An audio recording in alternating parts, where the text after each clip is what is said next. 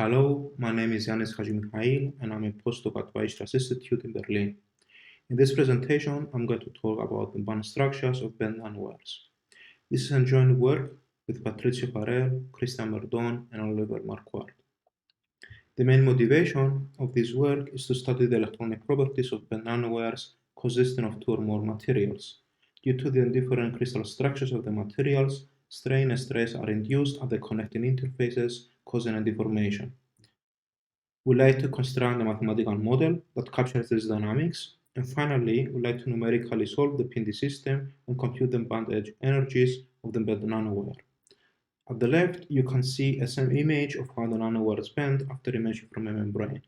And on the right is a picture of our simulation showing the transition between an unbent nanowire and a deformed one. Ideally, we would like to run simulations that resemble the findings of experiments. Now, a few words about the geometry and the materials that we use. We consider a compound nanowire consisting of a core and a stressor region.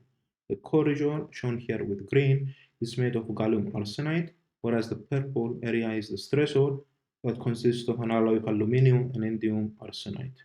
In our experiments, we consider a percentage of 30 or 70% of aluminum, and the nanowire is taken to be 2000 nanometers long.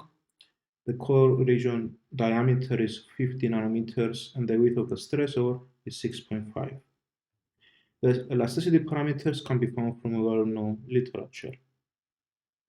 The mathematical model comes from classical elasticity theory after transforming the equations at equilibrium from the deformed to the reference configuration.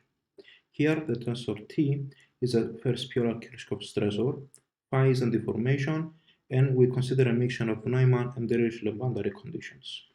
The tensor T can be expressed as the derivative of the stored energy function W and depends on the spatial location and on the deformation gradient. In general, for compound materials, it is not straightforward to derive the energy function for many reasons. For instance, because we don't know the lattice costas and the reference configuration. In our case, the stored energy function depends on the strain energy of the model that we use, as well as the pre-strain matrix M. The term epsilon naught is critical and is the driving force of the deformation. It depends on the lattice constants of the two materials and differs between the two regions. Numerically, we solve the PND system using finite elements with Dirichlet conditions at the base of the nanowire and Neumann conditions at the other sides. Use the Julia Py-gauge gradient robust multiphysics created by Christian Merdon. Here are the results of the dominant diagonal strain components at the cross-section halfway of the nanowire, and it is evident that the strain behaves differently on the stressor than on the core. Now I would like to use the strain profile to calculate the band structures. We solve the eigenvalue problem for an 8-band Hamiltonian system adjusted to 111 oriented simplet crystals, and for these computations we use the software Sphinx. At the top you can see the conduction band and the bottom the three valence bands. The main question is to identify the nature of the valence bands. To do so, we focus on the band energy at lines passing through the corners and the middle of the cross-section.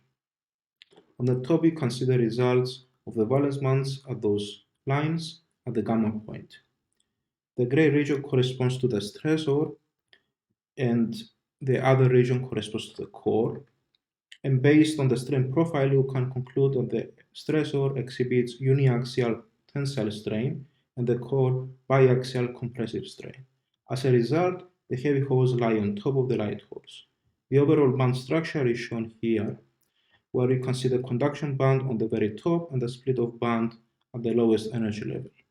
It is important to know that the energy bands of light and heavy holes remain separated over the whole spectrum of the wave functions. For instance, in this picture, we can see the case at the point where the energy difference between the two valence bands is at the minimum.